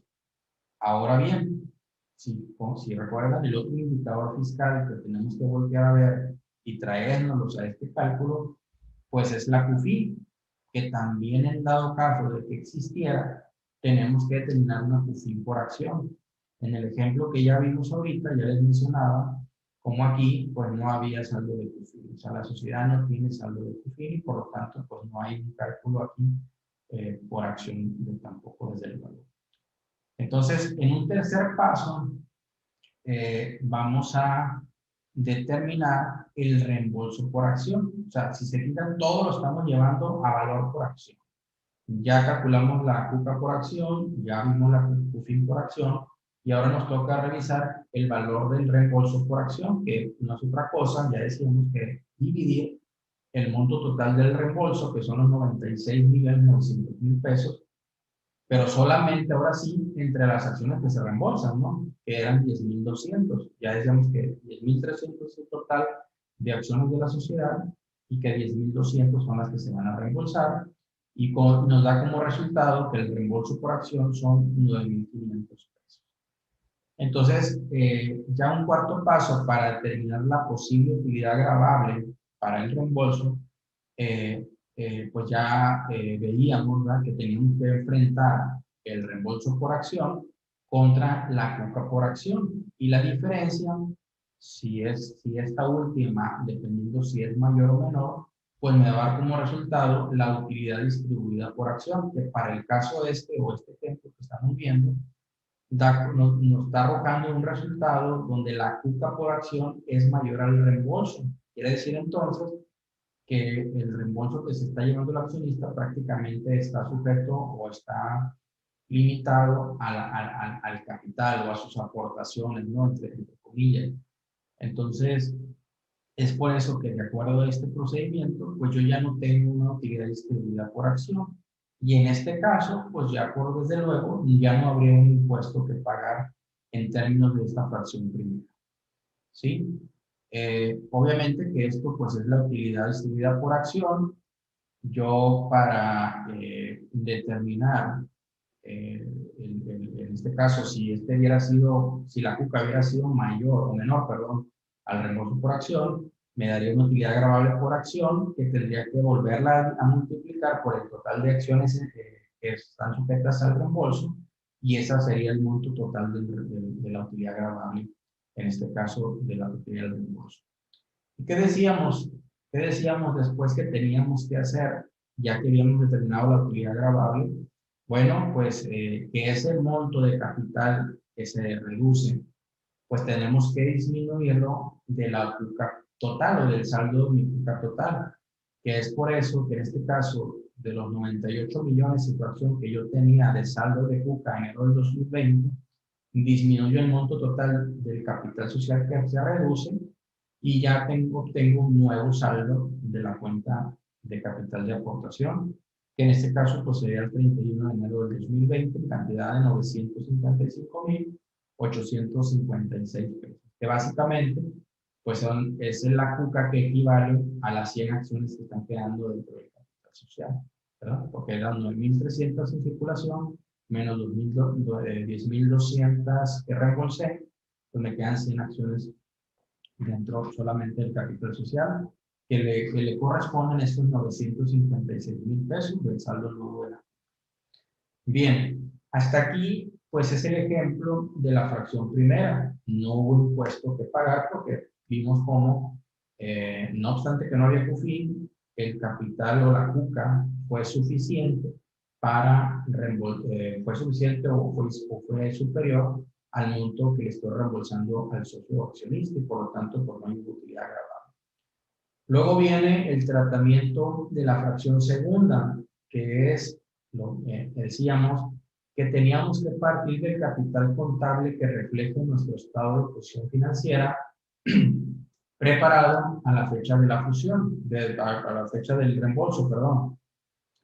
Y que pues tiene que estar pues actualizado, dice la ley. Obviamente aquí para efectos prácticos pues no estamos contemplando ninguna actualización, suponiendo que ese capital contable que muestra nuestro estado financiero pues está presentado conforme a normas de información financiera. Ahorita lo vamos a poder ver dentro de dentro de una diapositiva más adelante, ¿no? Cómo se dispone que el capital contable que se debe tomar para efectos de esta fracción segunda, pues es el que esté valuado y presentado conforme a las normas de información financiera. Y aquí, pues normalmente es una situación que normalmente nos enfrentamos todas las empresas o todas las sociedades, porque en muchos casos, muchos de los casos, desafortunadamente las empresas no tienen valuado y presentado su capital contable conforme a normas. Y luego aparte, pues ahorita tenemos la situación de que como estamos aquí en México ante un entorno no inflacionario para efectos de las normas de información financiera, en este caso el boletín de días, pues básicamente ya tenemos más de 10 años que no estamos actualizando o no estamos haciendo una reexpresión de estados financieros y por lo tanto, pues no se ha venido actualizando el capital social o el capital contable de las sociedades. Y eso nos lleva a que, como el capital de aportación sí se viene actualizando, pues bueno, pues quizás hay una diferencia que puede ser importante de acuerdo a la inflación acumulada de todos estos años, que bien, si bien favorece a la sociedad en materia de reembolsos, porque seguramente el capital o la CUCA, pues nos da ese beneficio de toda esa actualización que ha venido dándose durante todos estos años. Pero bueno, eso es una situación que si nosotros demostramos que tenemos nuestro capital contable conforme a normas, lo enfrentamos contra la CUCA y no tenemos ningún problema, ¿no? Porque la ley es muy clara, mientras esté presentando conforme a normas de información financiera, no tengo ningún problema. El detalle sería que no lo tuviera, ¿no? Entonces, siguiendo el ejemplo del cálculo de la utilidad agravable ficta, que le llamamos de la fracción segunda, pues decíamos que lo primero que tenemos que hacer es partir del capital contable actualizado y luego enfrentarlo contra el saldo de la CUCA actualizada al mes de enero del 2020, en nuestro ejemplo. Y aquí tenemos también, es como resultado que resulta que el saldo de esa CUCA es mayor al capital contable. Entonces, para efectos de esta segunda fracción o de esta fracción segunda, tampoco se está generando una utilidad agravable y por lo tanto, de acuerdo al procedimiento y a los pasos que tenemos que seguir, pues tampoco pues se va a pagar un impuesto por este reembolso. Entonces, en este caso, en este ejemplo, en este reembolso de capital, se le va a pagar la accionista sin un pago de un impuesto porque la CUCA ha sido suficiente para mitigar una posible utilidad agravable, ¿no?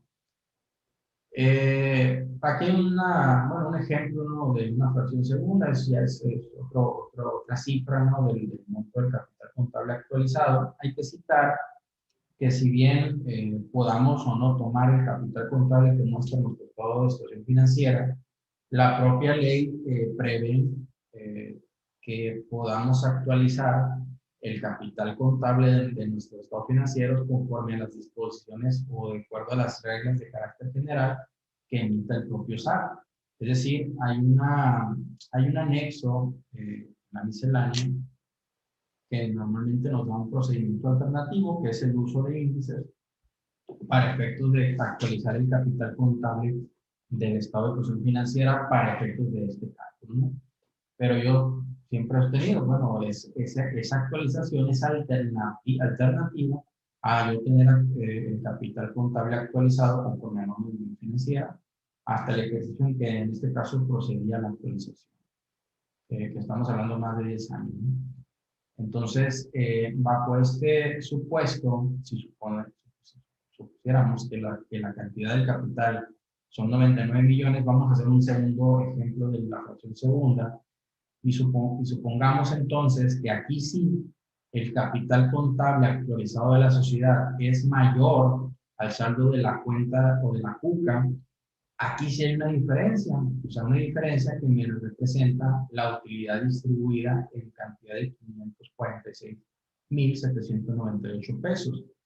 Por lo tanto, pues ese será mi resultado. Vamos a suponer, como en el ejemplo que traíamos ahorita, que no resultó utilidad distribuible de la fracción primera. Entonces, vuelvo a determinar una utilidad distribuible gravable, que también aquí puede provenir de la CUFIN. Entonces, pero como ya veíamos en el ejemplo que tampoco hay CUFIN, pues ya determino finalmente la utilidad neta distribuida ficta gravable, que ya como decíamos hace un momento, pues esta hay que piramidarla, calcular el impuesto para que éste se sume a la utilidad gravable distribuida para el cálculo del impuesto. Es decir, fracción primera no hay utilidad gravable y no hay impuesto. Veíamos el ejemplo donde tampoco en la fracción segunda se genera una utilidad gravable y tenemos este supuesto sin dejar el resultado de la fracción primera en nuestro ejemplo, donde aquí sí nos resulta un impuesto a pagar a cargo, ¿no? Entonces, pues ese sería el ejemplo de la fracción segunda. Aquí vienen algunos otros números de manera tal que los movimientos están modificando un poco para efectos de, aquí sí, vamos a ver más adelante, no me quisiera detener mucho en el ejemplo, donde aquí sí estamos determinamos todos los resultados por acción, la CUCA por acción, la CUFIN por acción y el reembolso por acción.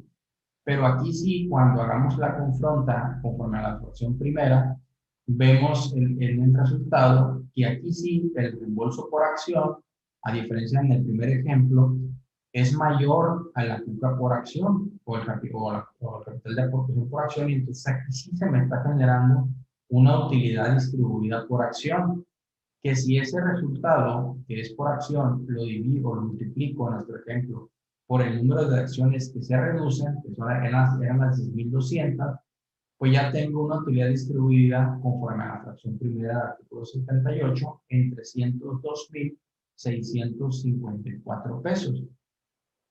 Luego entonces, esta utilidad puede provenir de CUFIN, como ya lo habíamos mencionado. Ya vimos que no hay CUFIN en este ejemplo, en esta sociedad, por lo tanto, pues no hay CUFIN con que enfrentar esta utilidad y por lo tanto, pues me va a generar el impuesto.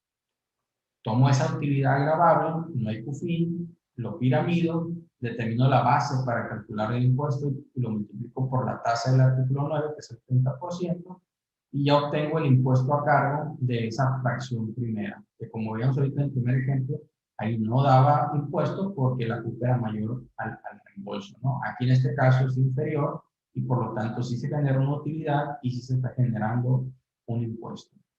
Y bueno, pues aquí es el mismo supuesto donde tenemos que posteriormente a esta operación o a este procedimiento, pues tenemos que disminuir nuestra CUCA por el monto del capital que se está reduciendo y por lo tanto, pues también ya nos queda un pequeño remanente de la CUCA. Bien, y luego siguiendo con el ejemplo, volvemos a la fracción segunda. En un segundo ejemplo, tenemos el capital contable del estado de resultados y hacemos otra vez todo el procedimiento de la fracción segunda, que igual, aquí sí partimos del mismo capital contable, le enfrentamos la CUCA con el saldo que tenemos a la fecha del reembolso, generamos el primer resultado, que es una utilidad, conforme a la fracción segunda, Y como decíamos ahorita, para no duplicar, tenemos que descontarle la utilidad distribuida que ya determinamos en la fracción primera, que en este segundo supuesto último que estamos viendo, en el ejemplo, aquí sí teníamos una utilidad determinada de la fracción primera, hacemos un diferencial y, bueno, pues aquí tenemos una utilidad gravable ya por ambos, pues ambas fracciones. También podemos ver que puede provenirnos de la CUFIN, pero no tenemos CUFIN, entonces ya esta se convierte en utilidad neta distribuida ficta gravable en su totalidad. Igual hago la piramidación, calculo el impuesto y me da 104,603. Entonces, aquí sí, como determinamos utilidades gravables en ambas fracciones, pues también determinamos impuesto que tenemos que enterar por ambas fracciones. Y aquí está el impuesto correspondiente a la fracción primera, que son los 129,711, el impuesto correspondiente a la fracción segunda, que es el 204. Entonces, en este ejemplo de reembolso de capital, pues yo tendré que enterar un total de impuesto de 234,325 pesos. Entonces, sería el resultado final del ejemplo, donde en ambas fracciones me generó impuesto a pagar, ¿no? Entonces, totalizo, sumo, y ese sería el total del impuesto a enterar. Hasta aquí los cálculos, esos serían básicamente los cálculos para determinar el impuesto en materia de un reembolso de capital.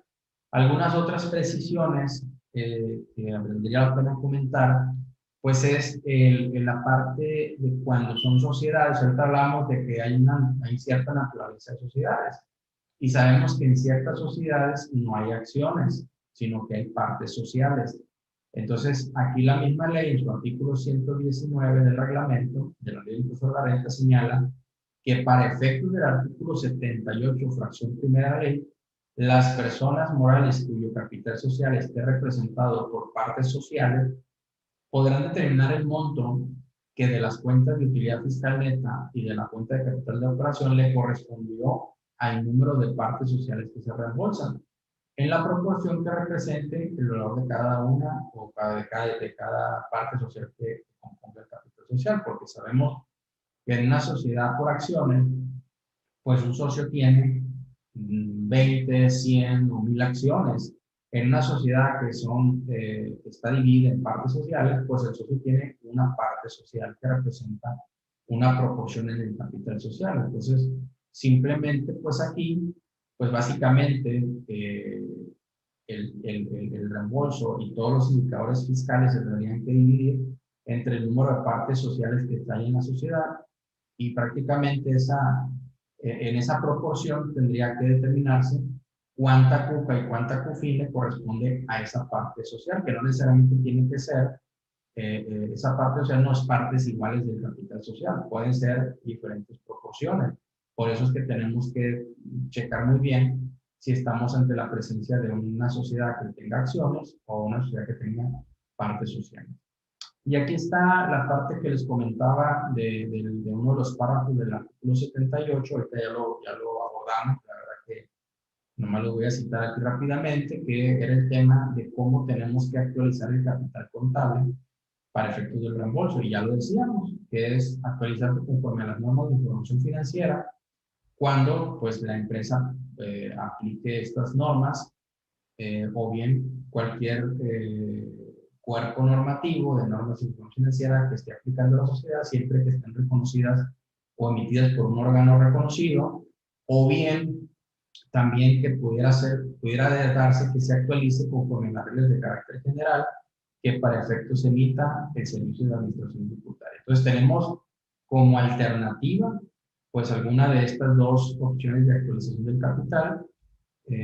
Bueno, pues aquí por eso decíamos, pues podemos elegir o podemos citar que si, o yo al menos desde mi punto de vista, que si yo, mi capital está aplicándose o está actualizado conforme a la norma financiera, pues yo no tendría para qué volverlo a actualizar conforme a las reglas que me pensamos. Y eso es muy claro en este párrafo de la disposición.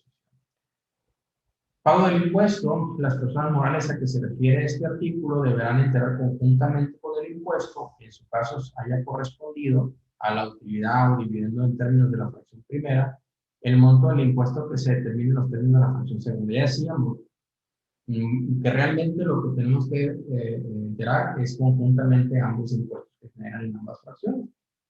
Se entera con un solo impuesto por derivado del reembolso de capital y se pues entera eso, ¿no? Se paga o se entera conjuntamente. Bueno, aquí no voy a entrar en este tema, simplemente el hecho de que en ciertos casos habrá supuestos donde derivado de una reducción de capital o de un reembolso de capital se puedan asumir que también vaya, hay un impedimento o hay un impedimento para efectos de volver a reducir el capital. O sea, si yo hago un aumento de capital y dentro de un periodo de 2 años reduzco el mismo y eso origina la cancelación y disminución de ese capital, aquí lo que se menciona en este artículo también se prevé es que esa cancelación se le pueda dar el tratamiento de ganancia por enajenación de acciones, ¿no? Entonces, y ahí entraría pues el cálculo del artículo 22 de la ley de renta, en donde tenemos todo el procedimiento para determinar la ganancia por enajenación de acciones. O sea, nos da esa limitación que dice que cuando las personas morales, en este caso, por ejemplo, también se fusionen, que sería uno de los casos, no hay aumento, pero hay fusión, y dentro del plazo de 2 años antes referido y posteriormente la persona moral que subsiste con motivo de la fusión reduzca nuevamente su capital, que dio origen a la cancelación de las acciones, la sociedad referida calculará la ganancia correspondiente a los tenedores de acciones de haberlas enajenado, o sea, como si las hubieran enajenado. Entonces, esta es una disposición que cuando hay aumentos y reducciones o hay fusiones, que muchas veces por ahí sí que por estrategia fiscal se fusionan las sociedades, pues nos ponen esta limitante para que no se pueda reducir el capital y posteriormente dentro del término de 2 años. Y si se hace, bueno, pues que esa reducción se considere que estás enajenando las acciones, ya no darles el tratamiento de un reembolso. Entonces, evidentemente, pues eso te lleva a un resultado distinto en cuanto a materia del impuesto de la esto es un poco pues ya de lo mismo. Y bueno, pues ya casi estamos por finalizar. Pues obviamente no olvidar el famoso impuesto adicional del 10%, conforme al artículo 140 de la propia ley de impuesto sobre la renta, que ya sabemos que desde 2014, pues ante la reforma, pues nos vinieron a poner este impuesto adicional y pues a encarecernos pues todo el tema de los dividendos y de las utilidades distribuidas por las personas morales residentes en México. Entonces, pues es un tema que independientemente, en el caso de un reembolso de capital, independientemente de los dos impuestos que determinamos conforme al artículo 78, fracciones 1 y fracción 2, pues ya sabemos que no nos podemos librar de tener que retener y enterar al socio, de retener al socio y enterar por parte de la sociedad, pues este famoso impuesto adicional equivalente al 10% del reembolso neto que se haga al socio accionista, ¿no? Y que también pues se tendrá que enterar conjuntamente con el pago provisional, pues en el periodo que corresponda al que se hizo el pago del reembolso, ¿no? Entonces, y ya pues como sabemos, pues este 10% es un pago definitivo y pues no se puede acreditar contra el impuesto que tenga la sociedad. Entonces, aquí está. Y bueno, pues lo que ya sabemos, cuando surge esta nueva ley de impuesto sobre la renta en el 2014 y que surge este impuesto adicional del 10%, pues sabemos que por ahí hubo un transitorio que citaba que este impuesto podía no generarse cuando las utilidades que se distribuyen o los reembolsos, o sea, los dividendos o las utilidades que se distribuyen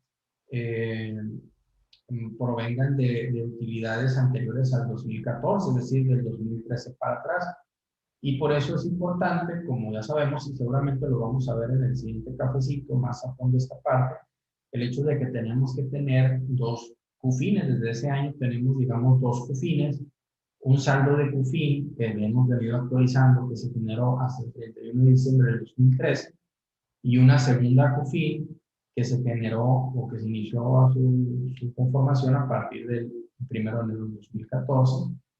Ambas son CUFINes, pero sabemos que tenemos que dar ese control, puesto que, insisto, las utilidades o los dividendos que se distribuyan, que se decreten y paguen, o las utilidades que se distribuyan por reembolsos de capital que provengan del 2013 y anteriores, o años anteriores, no tendrán que pagar en este caso, pues este impuesto adicional. Y bueno, pues ya para finalizar, y darles muchas gracias por su atención, pues simplemente en materia del CFDI, que sabemos que esa es una parte que no sé si ahorita no me ha tocado ya un caso, ¿no? Pero normalmente al principio, cuando inició todo el tema de los CFDI por complementos de pago, que uno de los complementos pues era emitir un CFDI cuando había distribución o decreto de dividendos o utilidades distribuidas por reembolso de capital, era muy común que se omitía el emitir el CFDI, ¿no? Entonces, que no se nos pase hoy en estos días, pues que tenemos que emitir un CFDI siempre que paguemos dividendos o que paguemos un reembolso de capital y el cual se genere, pues desde luego, una utilidad distribuida. Entonces, y en ese sentido, pues hay, de acuerdo al catálogo del complemento de pago, pues hay diferentes conceptos que tenemos que elegir de acuerdo al concepto que estemos pagando, ya sea que sea un dividendo que provenga de CUFIN, o ya sea que sea un dividendo que estemos pagando que no provenga de CUFIN, si estamos ante lo que ya vimos en este día, que es el reembolso de reducción de capital, tenemos que seleccionar la clave 03.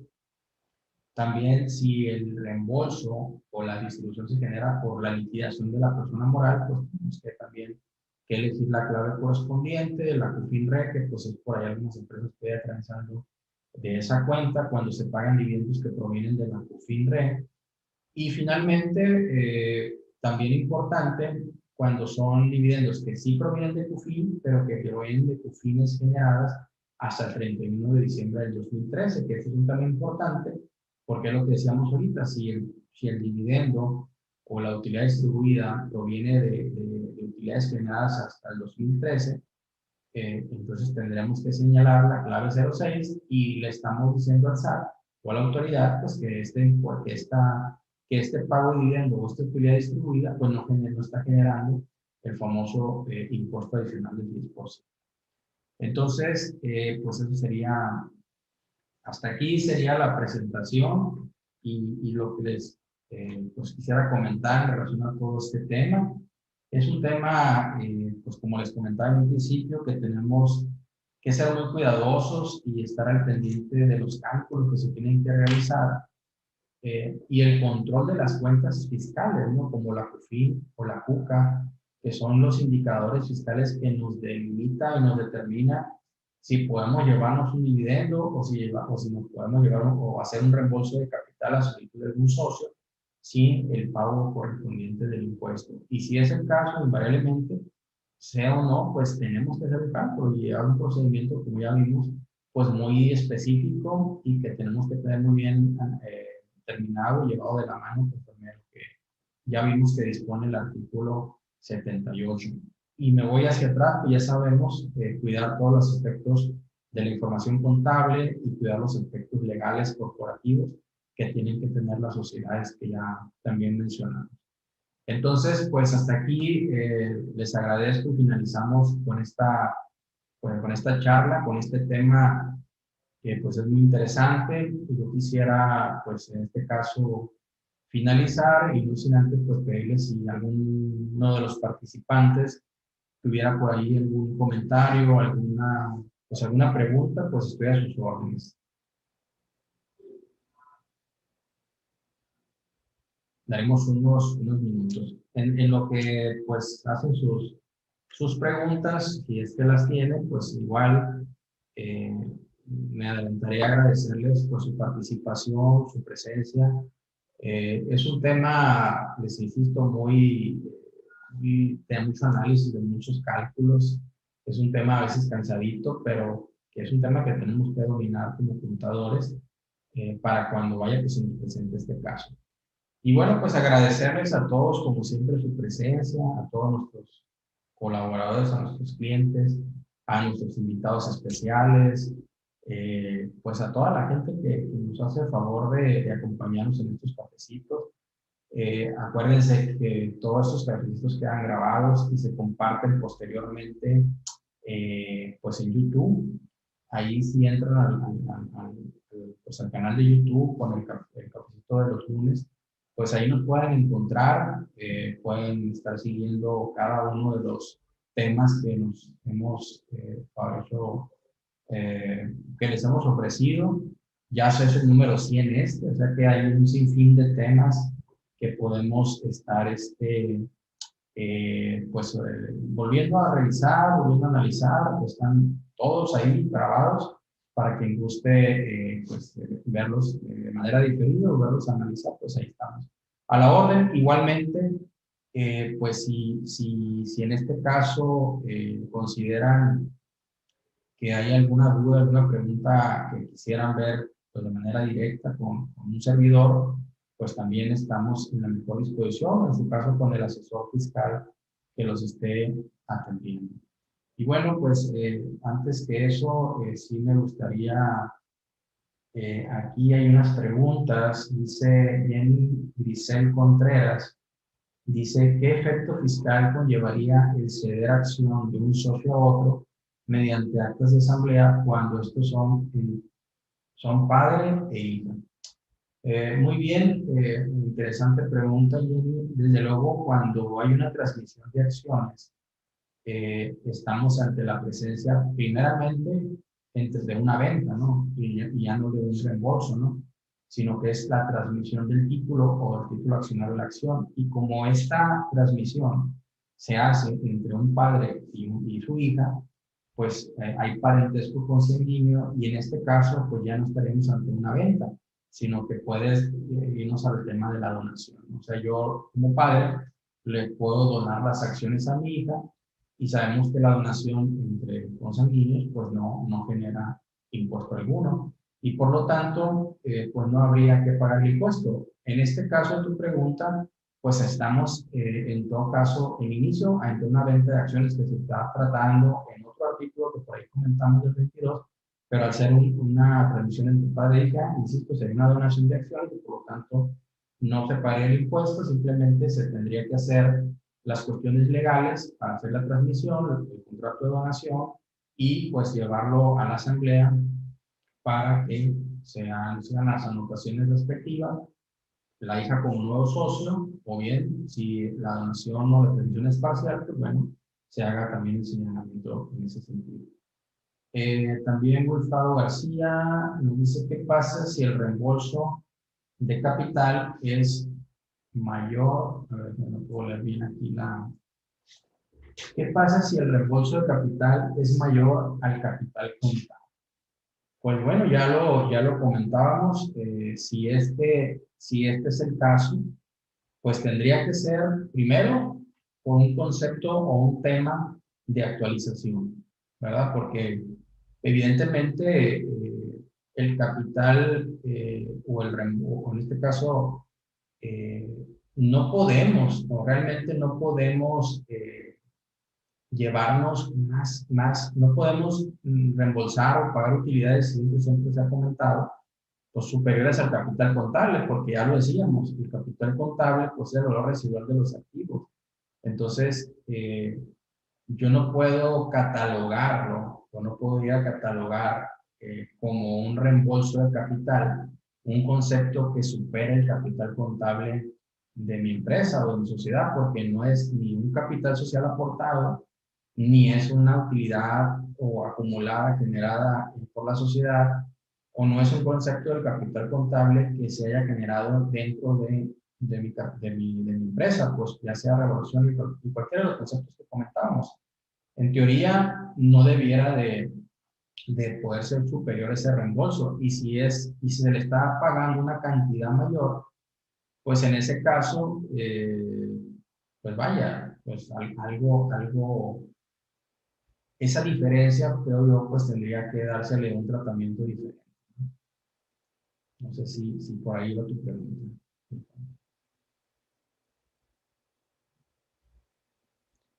Sí, es como cuando decimos, oye, pues yo no puedo decretar dividendos si pues, no tengo utilidades, ¿no? Si mi empresa es perdedora, está perdiendo, o sus resultados netos están negativos, pues lo lógico es que no pueda declarar dividendos, ¿no? Sino que más bien en esos casos, al contrario, si existe la figura de que incluso la sociedad de la ley de organizaciones mercantiles prevé que los socios puedan restituir el capital para efectos de amortizar las pérdidas acumuladas que existen en la sociedad.